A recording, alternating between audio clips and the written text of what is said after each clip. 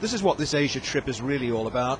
President Obama coming down the steps of Air Force One in Beijing, entering the heart of the Middle Kingdom. The next 48 hours could prove a watershed in relations between the oldest and the youngest of the world's superpowers. Earlier, he took the opportunity, while talking to students in Shanghai, to set out America's case for human rights prior to his meetings in Beijing. We do not seek to impose any system of government on any other nation.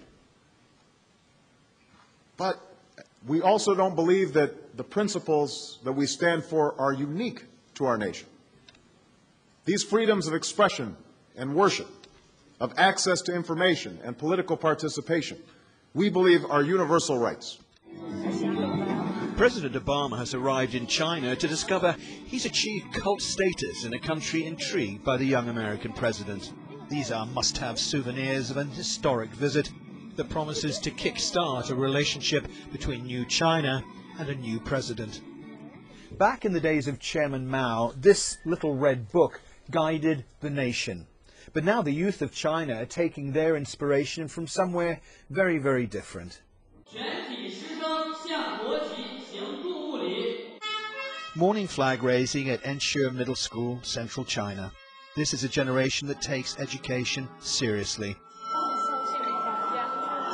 Academic success is often the only escape out of poverty for many young people in China.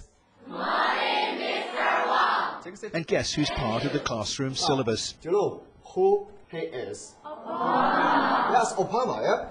Sometimes I think he looks like a Chinese. Do you think so? Yes! He's very handsome. For these students, President Obama is their American idol. The most powerful person in the world. Do you agree? Yes! 15-year-old Liu Shang is clear about what attracts her to Barack Obama. He has a great sense of humor and amazing social skills. Also, he loves his children very much and his wife. I feel that he treats his family and society with a kind of love.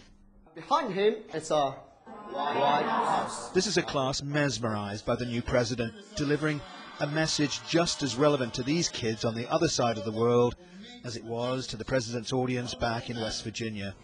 Unless all of you fulfill your responsibilities, unless you show up to those schools, unless you... That China feels confident enough to allow the president to speak directly to its children, an indication of how much this country has changed. More fair and more free.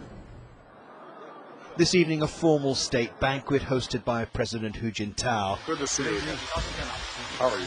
Not, it must be said, exactly a relaxing affair, and tomorrow both sides get down to hard talk. Peter Sharp, Sky News in Beijing.